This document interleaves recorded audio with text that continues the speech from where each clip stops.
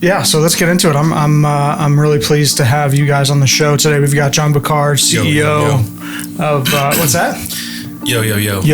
All right, yeah. So we've got John Boucard. Did I pronounce that right? Boucard, yeah. Boucard, okay. CEO, founder of Tesseract Ventures, and Dave Starr, which your title is Vice President of Research and Development. Is that right? Yeah, and the guy that takes out the trash, and the guy that cleans the shop, and the guy that makes the commercials. Yeah, we do everything. Nice. Well, I mean, in a tech startup, that's kind of that's the way it goes. Table stakes. So sure. I want to jump right into it. As I was looking in your video on your website, you know, this statement, and I think I recall seeing it on the wall, painted, was there's nothing more human than technology. And I wanted to kind of dig into that statement because I feel like in today's tech environment, we you know, people want to sort of like pit technology against, you know, humanity, if you will, and that we're in a sort of like, you know, place where, you know, is tech going to take over? Is it not? But that statement really jumped out to me. So where'd that come from? What does it mean to you guys?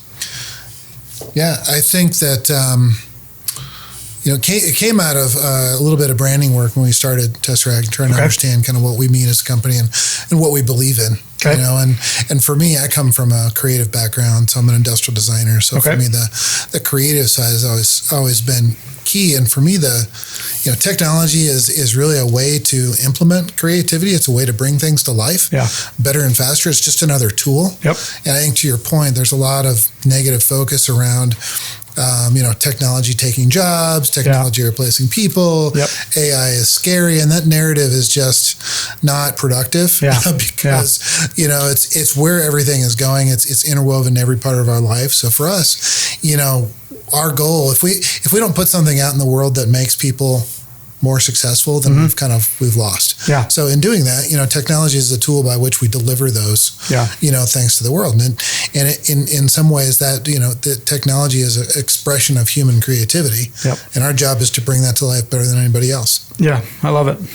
What about you, John? Where's that kind of similar mindset? I couldn't have said it better myself. It resonated and went straight to the top of the pile. I remember we were brainstorming with Lamore, and we have just an amazing group of people, of humans that create technology and magic, and so we really needed a kind of a catchphrase, and that's the one that made the most sense for us, and we emblazoned it in our lobby. Nice. Right when you walk in, after you're greeted by the robot, it's there. So I love it. Awesome. Well, so how did you guys get into this? Where did Tesseract come from? How long has it been around? Give me this sort of 60,000 foot view of where, you know, how you got to where you're at right now. Sure. I'll start. And I'd love to hear your perspective too. Tesseract is just a little over 2 years old. It was started at the end of 2018. It was a new idea. I didn't think I was going to stay in Kansas City when I moved back. I was only going to stay here for a small period of time. After growing up here, I left in 1999 to go to work for Each Coast, right? Worked on Each Coast. But to start a company back in 1999, at least a high technology company, was not the right time. It is about timing. So I started it at the end of 2018.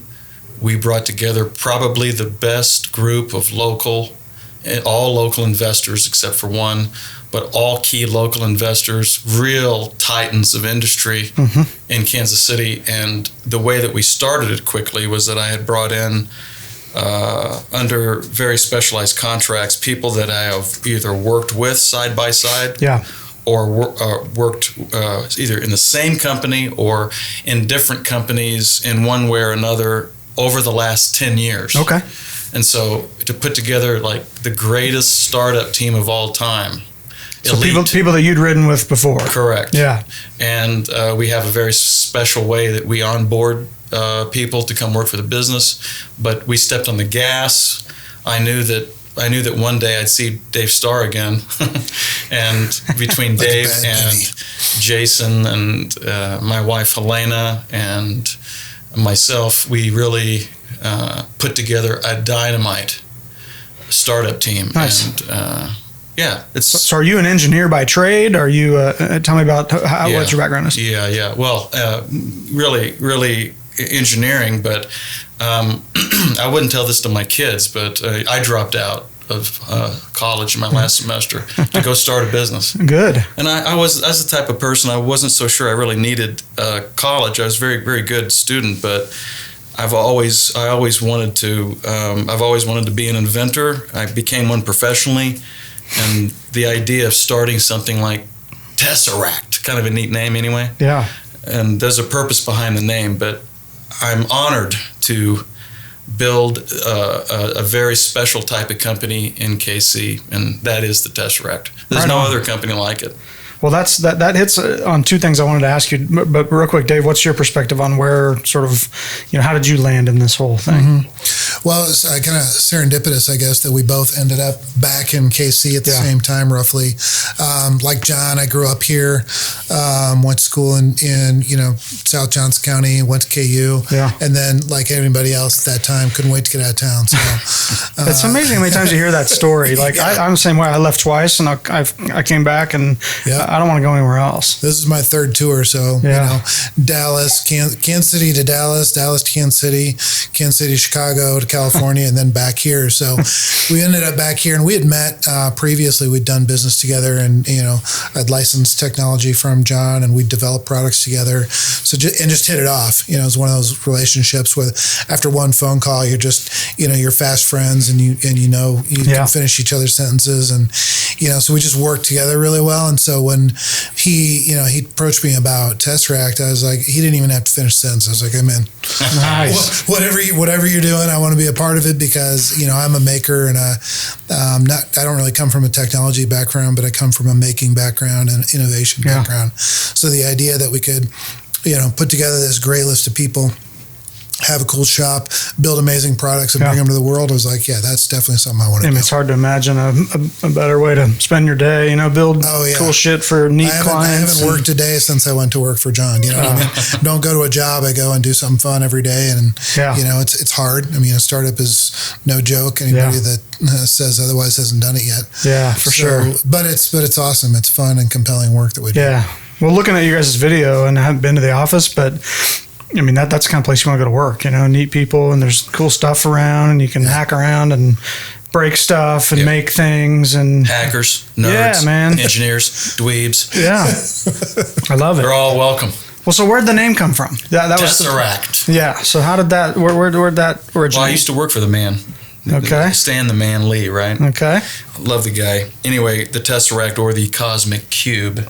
Okay. As they say. It's a Marvel reference. But that's not the reason why we called it the Tesseract. Okay. Actually, the real reason is taking a sheet from the movie Interstellar. Okay. Have you seen that?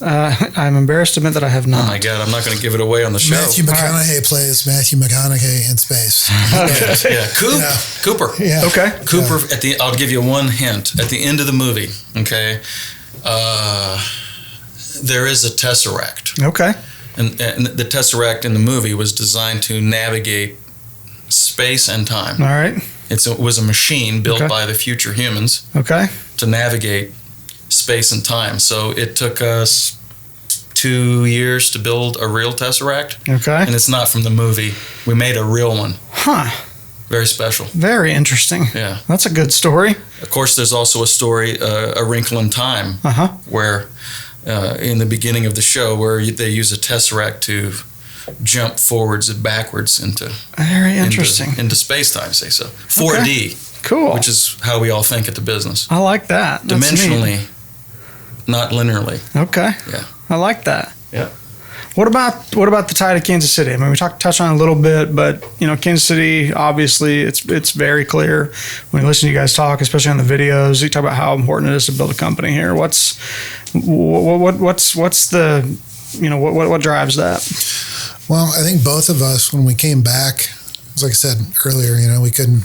Both of us kind of were eager to get out of here and go to the coast and experience things. And I think when we came back, or at least when I came back in 2016, it was a completely different place. Yeah. Really vibrant startup community, a vibrant technology community, being driven by some big players in town, the Cerners, the VMLs. But all of a sudden there was an energy here that hadn't been here when I was growing up. I mean, growing up in Kansas City in the 80s, it was ag town, there was banking town. And if you want to do ag, banking, or contracting, you're set. But anything outside of that is tough to do. So just seemed like the right time. And I, having been to the coast and lived in Chicago and done the big city thing, they all have their advantages. But one of the things I've always really liked about Kansas City and the Midwest in general is that people come together to get shit done. There's very little pretense around Kansas City, and when you sit down and have a conversation with somebody, you're getting the real deal. There's no other motivation. It's, hey, can you help me do this? This is what I'm trying to do, and more often than not, they're willing to jump in and do something for you and help each other out. And that community is what a company like ours really needs to get going, because we can't do this by ourselves. I mean, it takes clients and investors and all the other things that make a startup successful, and Kansas City just has it. And there's no traffic here. It's interesting. I felt the same way. I've done Chicago and Tampa were my two exits, and I've spent time in San Francisco and in New York. Never lived there, but I always felt like this authenticity about Kansas City. Like you go sit in a meeting with some people from New York, and it just kind of feels, I don't know what the right word is, but not authentic, and there's just, and this is, I shouldn't even say this on the air. It's a good thing we're, oh my God, are we on editing, the air? But like every time you go sit around and talk about tech and startups with people and, from the coast, it feels like a dick measuring contest, and we'll edit that out. But that's what but here, everybody's hustling and trying to build businesses and build cool stuff. And I've never felt that here. Well, there's another something to also think about in KC. So the strategy when we started Tesseract all along was to was it possible? Could it be possible to start a high technology robotics and AI studio, advanced robotics and AI company in KC? Was it possible? Think so. Think about all the creatives we've got, all the creative where we could draw from all the creatives from. We've got like a company like Hallmark Cards, right, going through a massive transformation. Super creative people work there. Then you've got, what do you got? Remember Sprint or T-Mobile? Remember those guys? They're here too. Cerner, right? Garmin. Garmin, actually one of the, what we have, we're very, very well regarded. So could there be another type of company started at exactly the right time with exactly the right people, with exactly the right investor group? And that's what we did. And it's very difficult. It was very difficult to pull off. To capture their imaginations at exactly the right time. That's one thing I will say about Kansas City. It's both positive and negative.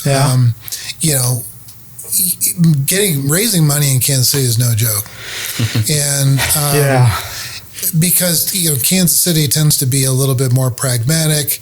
If I can't see it, I don't understand it. If I can't, very conservative, but it also makes you sharpen your pitch, sharpen your strategy. So I think they make us better. That's an interesting perspective. And our VCs handing out, $1 billion checks at crazy multiples for ideas that don't really have a plan. That don't make sense.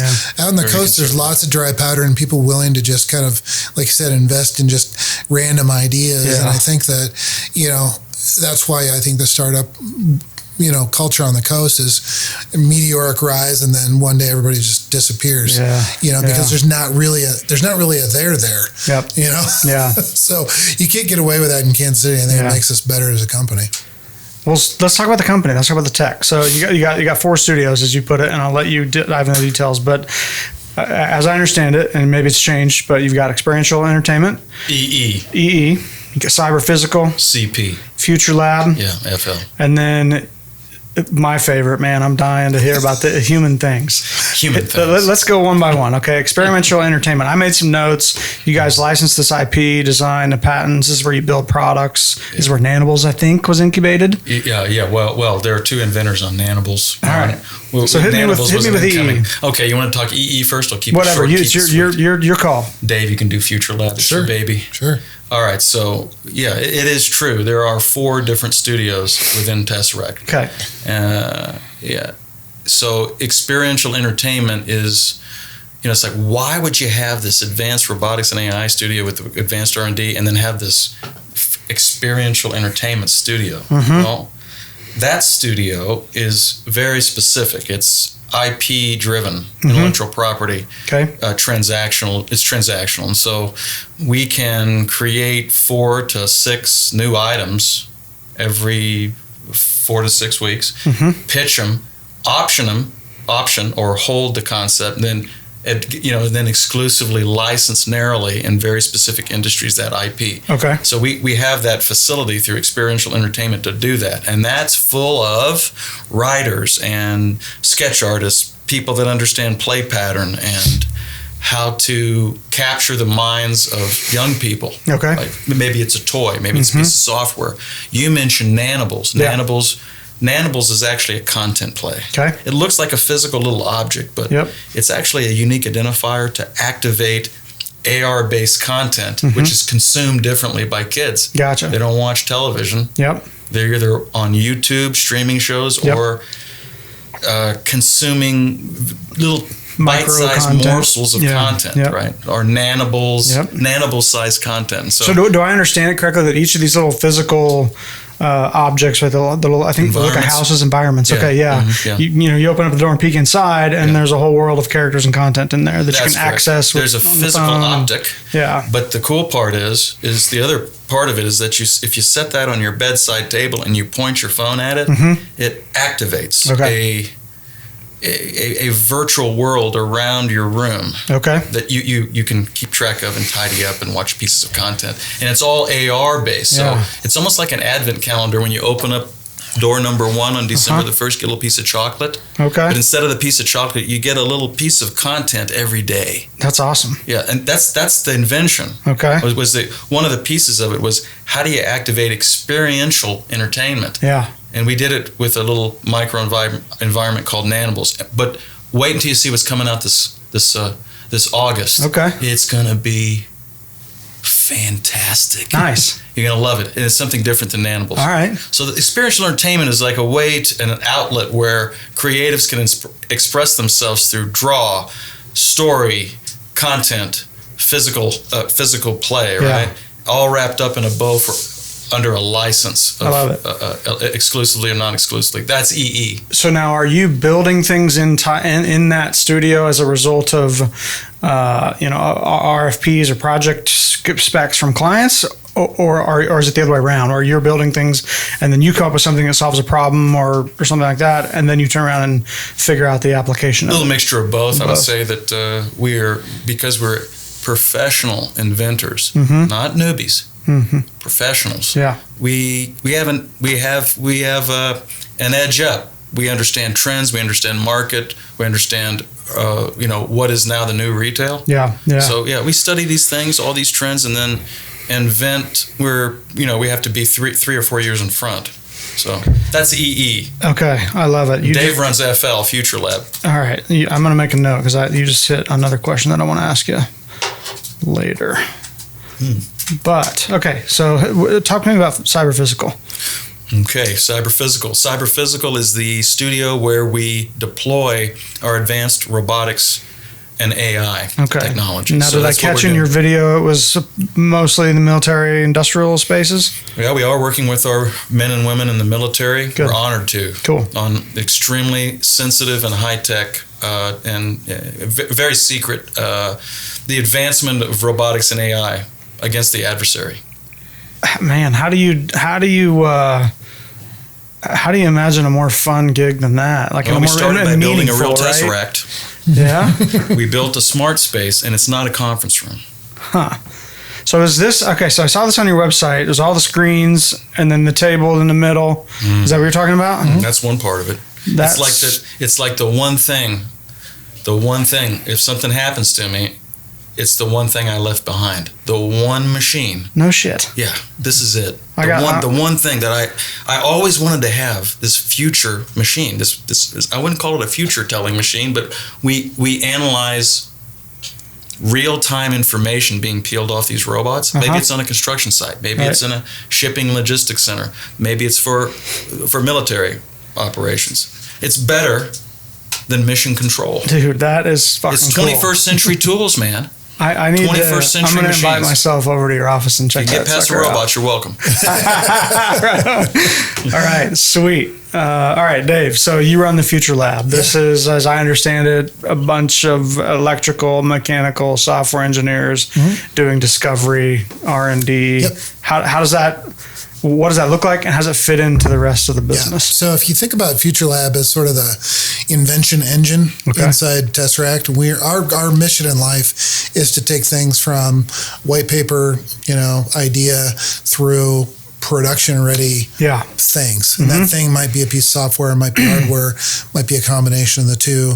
We'll pull that together through kind of our process of, innovation, design thinking, engineering, prototyping, rapid prototyping, build all that thing, create, physically manifest the idea and turn it into a product that can be produced. I love it. Which then either ends up in EE or ends up in cyber physical or ends up in human things. So that's our job, is to invent, create, produce, and push things out. I love it. I mean, this is something that we at Answer Media have been really trying to ingrain in our culture. This concept of building things, experimenting, and rapid iteration. And I may be off here, but that concept is really well understood in engineering and industrial design and that sort of thing. It's not terribly, at least maybe it is now, but we're not quite there in the marketing field yet. People want to have all the answers in marketing. Like they want to know what it's going to do. There wants to be a straight input or straight output like for whatever slot machine. Like I want to put $1 in and get $10 out. Like that's awesome. Like the gold business was that way, but it didn't start that way. For sure. And we have trained ourselves and our clients to do a shit ton of experimenting. And we're trying to. You mentioned design thinking. We're trying to apply the concept of design thinking and design sprints to the marketing experimentation world. And I'm excited to publish this piece of content, but Ryan, my boy right here, we're working on the first one of those, which is that we typically, each of our client engagements is different, but we do 4-week sprints, 6-week sprints, 8-week sprints. Most of the time they're 6 weeks. And we just did a sprint to build a minimum viable product of a piece of tech that we think will be useful in our ad network business. But we did it from whiteboard to implementation in 4 weeks, and then we're taking 2 weeks to do some marketing experimentation and try to validate it. It's been really interesting to try to understanding the concept of constraints is something that we have really tried to get our head around. Well, I think what's interesting about that process and design thinking, and I teach design thinking at KU and been an educator in the space for a while, and having tried to do this on the inside of corporate, create a innovation lab or whatever, and I mentally am rolling my eyes about that because it's not innovation and design thinking isn't something you do on a Tuesday at 1:00. It's something you do every day. It has to be a part of your culture. And if it's not, then you're just paying lip service to it. So with Tesseract, we're not a service company. We're here to create value that we can monetize in a number of different ways. And so we apply it, and we do have a lot of people that come to us and say, hey, we want to be a part of the secret sauce. And we'll engage with people when it makes sense. But having that time and space to be able to really create and use the design thinking process to its fullest. You can see on the website some of the things that were in 2 years, the amount of work that we have jammed out when we stop to think about it and look back on it. It's pretty crazy. Well, so that time leads and space again. See. Yeah. Well, so that leads me to a question of like, what's an engagement look like for you guys? I mean, you say it's not a service company. People don't hire you to perform a given project. You guys are. This is a relationship sale. Let me start with this. Hit me. So I'll try to keep it short and sweet. Tesseract, because we've arranged the company in a unique way, and we have all of these. We think about it. We have strategists and engineering and makers and writers and sketchers and also fantastic legal work in order to memorialize intellectual property, absolutely, and things like that. Right. Yeah. But the key to Tesseract, let's say that we're doing very disruptive work in the let's take the construction industry for a minute. Listen, the construction industry deserves disruption. Yeah. Okay. Yep. It's been the same. There's been some unique things happening in the industry. So when we go into an engagement, let's say we invent something in Future Lab, we've done it. One of the things that we've developed inside Future Lab and deployed through cyber physical is Prism. Okay. Which is our.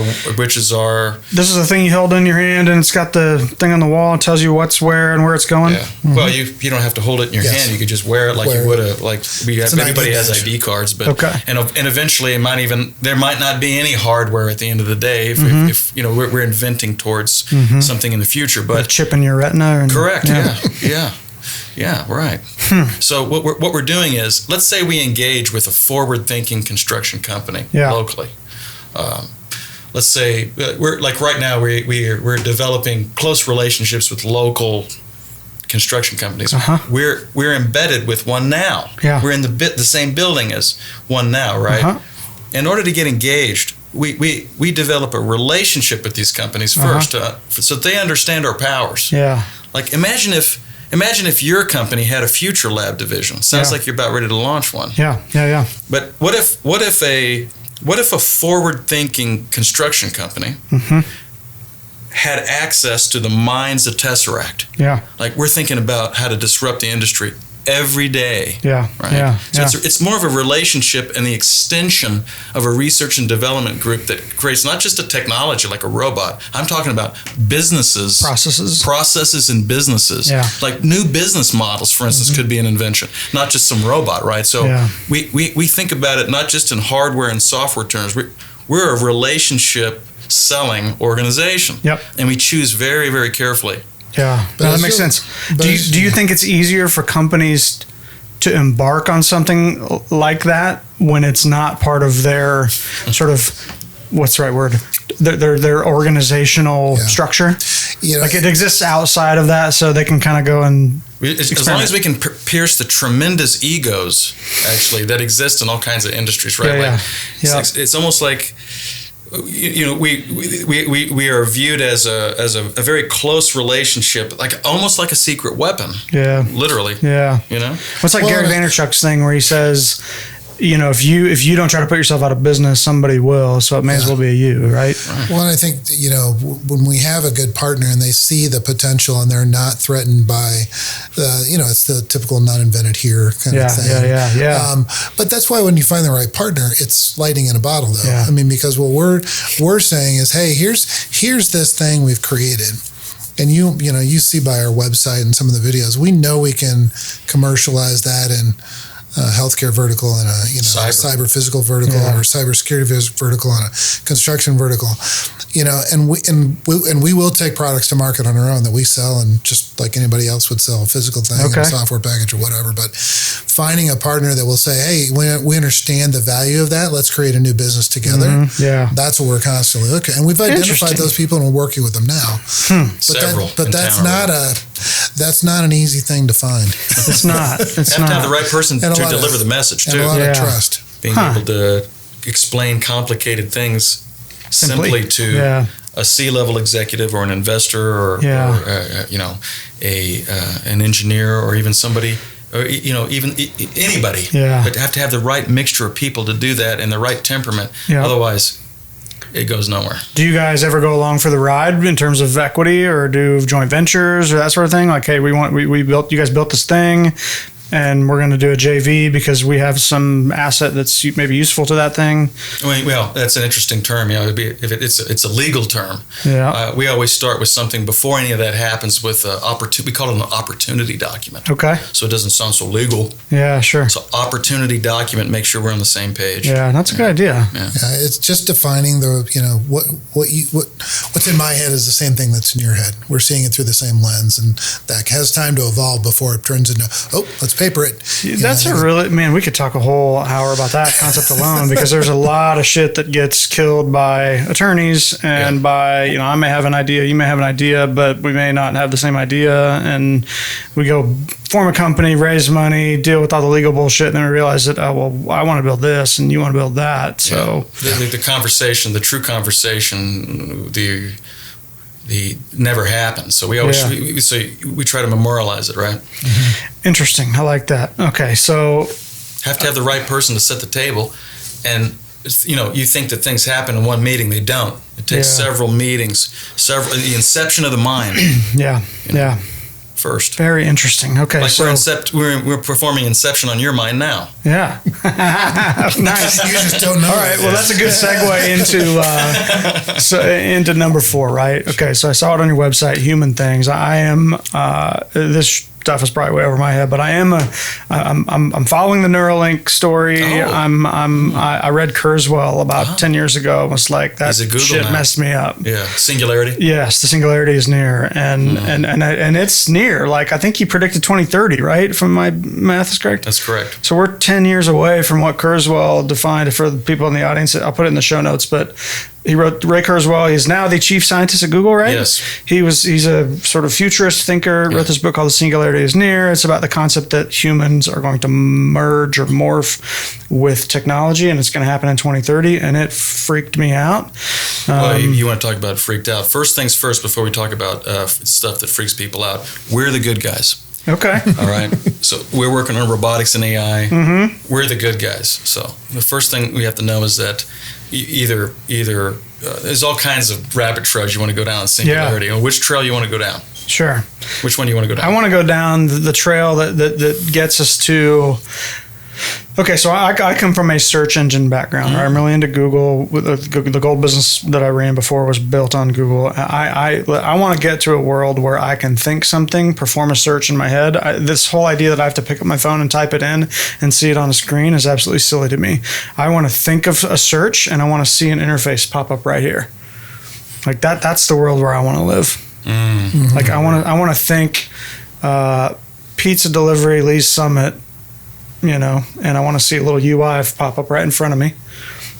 Well, I remember at Idea Lab where pay-per-click was invented. Mm-hmm. You thought it was invented by Google. I think the story goes something different. Yeah, Overture, right? Overture, which was an Idea Lab company, which is where that's where it was invented. Go2.com, I think. Go2.com became Overture IP. Mm-hmm. Let's talk about the future. That's coming. In fact, the phone in your hand was probably a new iPhone, was probably invented 5 years ago. You just bought it yesterday. Yep. So if you think about the phone, it won't be a phone in 20 years. It'll be, or even VR.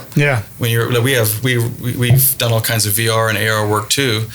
It's skating, being very realistic. Mm-hmm. But in 20 years, you probably couldn't distinguish between the game and what's real. And if you start thinking about that, you could probably. That's why Elon Musk talked about it on Rogan. He says, "Well, we're in ancestral simulation now. You're thinking you're going through your life, from baby to this podcast, but it's actually a simulation of one big game. That's what assuming you're a Ready Player One fan. I've read that. I've read Glitch in the Matrix. Snow Crash came out.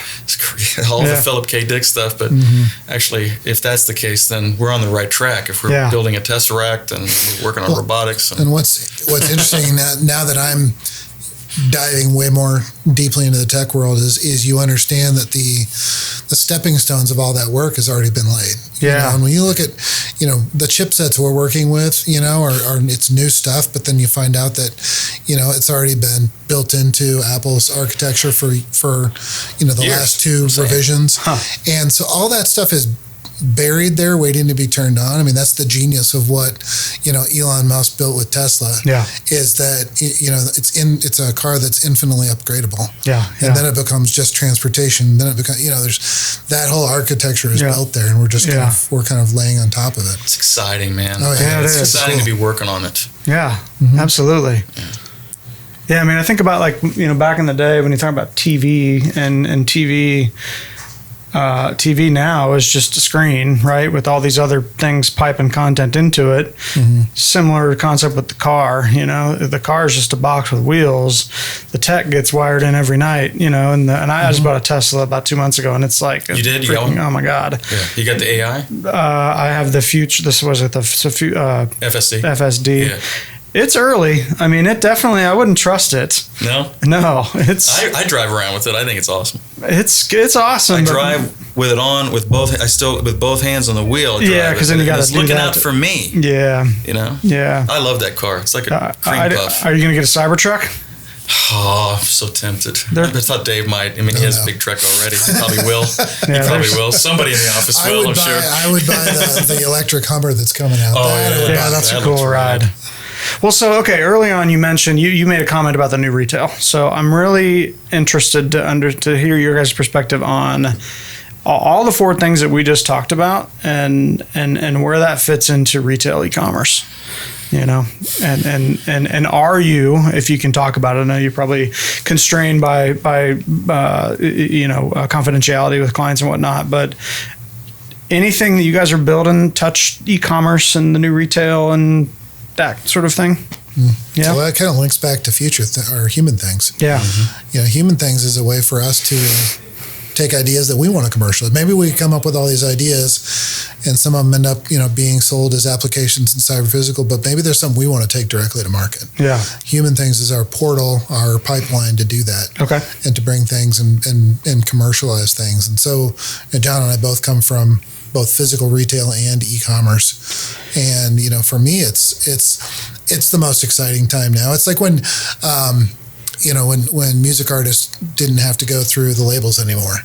Yeah. Now, if I want to take a product to market, it's all, the success of that is based entirely on me. Yeah. Whether I can pull together the right team to launch it and bring it to market. It's not based on, whether I can get into Bed Bath and Beyond or not. Yeah. Is it based on ads on TV, you think? No. It's all direct content. And that's that play. And what's what's cool about Nanables is the content is the product and the content also sells the product. Yeah, it keeps on giving. Yeah. It's the great circle of life. Pandemic reset retail. So that for sure. Yeah. Yeah, absolutely. I mean, we've seen even more of a shift that way, but for us, it just opens doors. Well, so how do you guys? What's your process look like? I mean, I got to tell you, if I worked, it'd be really hard to stay focused. I mean, I was listening to, I think it was James or John. There's John. Yeah. In the video, he's an industrial designer. I think his name is John. It's Spencer. Oh, there's Spencer and there's Greg. Big red beard. Yeah. That's Greg. And he made a comment about how how he was open about how he's got ADHD and is all over the place, but he can when he has an idea, he can focus on it, and the Tesseract's the environment for him. Yeah. How do you run fast but stay on track? That's your group, Dave. Well, I spend a lot of time herding cats, and it's great. No, I mean, I've worked in environments where getting new ideas out, like just pulling them out of people, was rough. It's the opposite problem at Tesseract, which is a fire hose of new ideas every day. And for us, what I look for in terms of what are we going to pursue? What are we going to kind of shelve and let it marinate longer? When the ideas continue to stack on top of each other, like things that we've done in Nanables or have driven thinking about stuff we're doing in construction and how we deliver AR to construction sites. So when those things start to build on each other, that it's a lot of energy and it's a lot of things going on, but they all build towards a common goal. Now, the danger in having a group as powerful as Tesseract is, we could literally, within reason, there's a lot of things we can do. Yeah. You can build a house, but does that mean you're the best qualified person to build a house? Yeah. So, but we've got a parking lot full of years of ideas, and we use a couple of different software packages to kind of measure how we're doing. But to your point earlier about sprints, we work in week-long sprints. And at the beginning, we get everybody together on Monday. We identify what's happening for the next week. And, we hammer it out, and then we evaluate it the next week, which allows us to keep fluid and pivot where we need to or adjust. Does a week ever go by where you haven't pushed something out the door? No, I mean, we always inventing. There's times when we may make less progress, or we're having to wait on feedback from somebody that doesn't come in a week. Yeah. But typically, if that happens, that means that's a red flag for us to say, hey, is this still valid? Is this something we should be putting time into? Yeah. But that process allows us to we've killed lots of projects. Not everything's a winner. And you can work on really big ones though. Like we work on between in cyber physical specifically, it's not really a consumer-based company at all. It's really a business-to-business, and we're working on robots that are millions of dollars, systems that are millions of dollars, right? So it is a discipline to remain focused. And so, although it might appear from the outside world that it's chaotic, and people take a look at our website or even read. We took great care in writing about and managing exactly what we want the world to see. So from most people's eyes, it may appear very chaotic, and that's fine.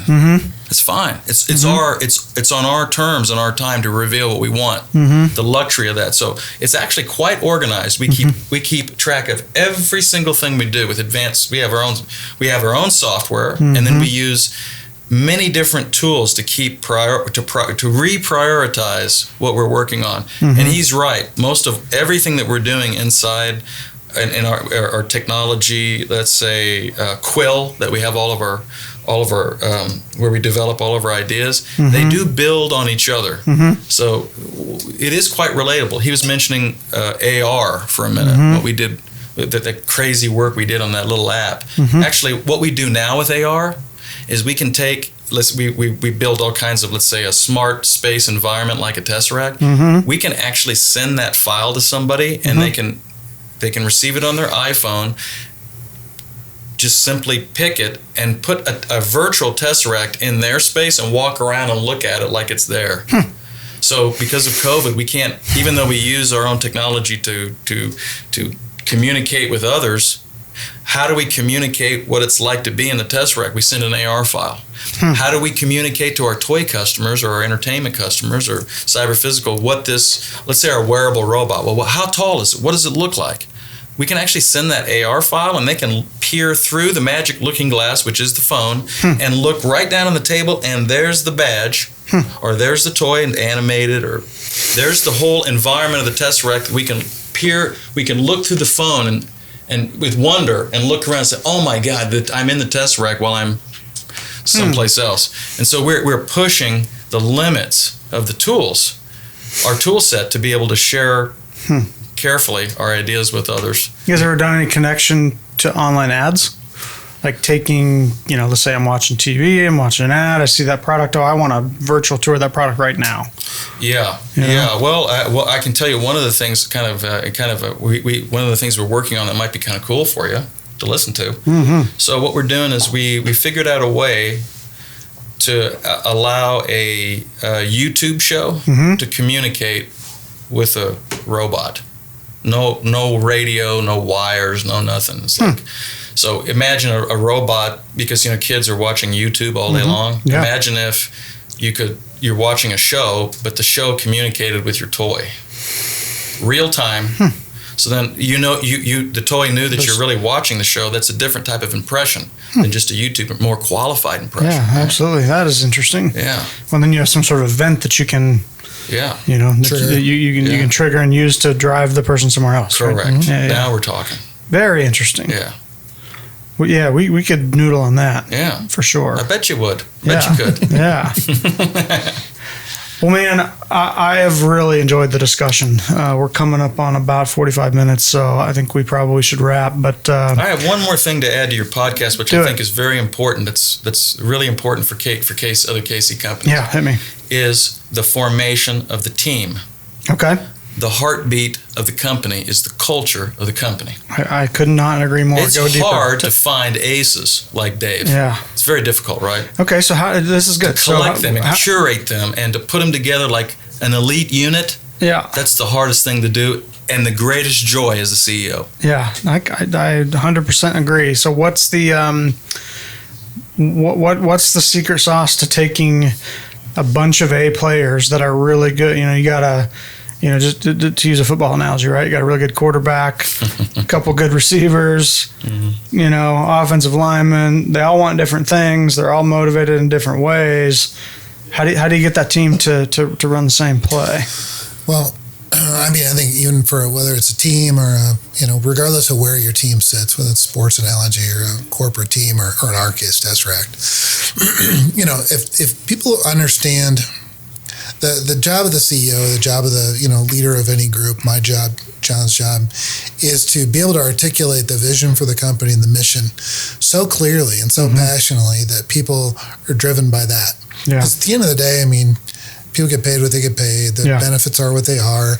They don't, people aren't motivated solely by money. And if they are, then they're probably not the person that we want to work with. That's right. That's a fair point. Because, you do the work, the money comes. If we're successful, that financial reward comes through the success of the company. So if they understand the mission and they're bought into that, and we're really clear and transparent about what that is, then people, we're not at lack of getting resumes, like I'm sure you are. You get hit up on LinkedIn 400 times a day. Yep. But the way we bring people on might be a little different. Everybody comes on, on a trial basis. Everybody, myself included. It's interesting. We do that too. It's not 1950 anymore. Yeah, there's 100%. There's no better way to figure out how you work with someone than to build some shit together. Yeah, that's it. Yeah. Roll your sleeves up, make something, and that's how you figure out, okay, well, this is how we work together. Yeah, and sometimes our batting average is pretty good. Yeah.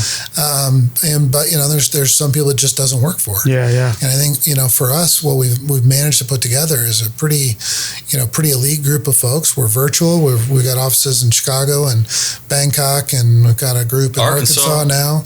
Where in Arkansas? But right outside of Bentonville. Oh, dude, what's happening down there? They got the moonshine stills. Yeah. I was there last week. Yeah, that place is awesome. You pick up a jar? No, but I had a couple of good beers at God, what was that place called? The Cycling Brewery. I'll tell you something, though. I'll tell you something. There isn't any company like Tesseract. As far as I can throw a baseball, it's a completely different type of company. Yeah. And I have to tell you, we've done a good job of getting the right people. We'll continue to hire, and we got the absolute most patient, wonderful investor group too that gets it. Nice. Yeah, big ideas, not little small ones, big ones. Yeah, like trying to move industries. That's right, disruption, plate shifting. I think that was probably where Kansas City also has evolved. The size of the ideas, the size of what people are interested in doing was always like small ball, doubles and singles. But I've got an app and a dream, Yeah, exactly. So now it feels like, you've got, people out there that are willing to take a swing at a much larger, vision. So, well, man, I am. First of all, I'm happy we met. What a random connection. That's the great thing about Kansas City. It's a big, small town. And I'm super pumped that, that you guys are a mile and a half away from us, and we're doing this in KC, man. We feel a lot of things you guys just described. We feel the same way. We, the four of us that own this business, we're all KC people. We love it here. We want to, when this stupid pandemic is over, and people can get back to real life, we want to start doing happy hours at this office and seeing what people are making. I mean, listen, you do the happy hour. We'll bring the robot to run along, serve the beers. Yeah, we will. I love it, man. I love it. And you mentioned August. I'm ready for. We'll do another one in August. I want to know what launches. Yeah, and I really appreciate you having us on. Yeah, man. It's fun to be able to get out and tell the story, and we've done a few of these, and it's just great to be able to talk to Kansas City and have everybody understand what we're doing a little better. Yeah, man. I feel the same way. Appreciate you guys coming out. All right. Thank you much. Awesome. Cheers. Dave and John from Tesseract, guys.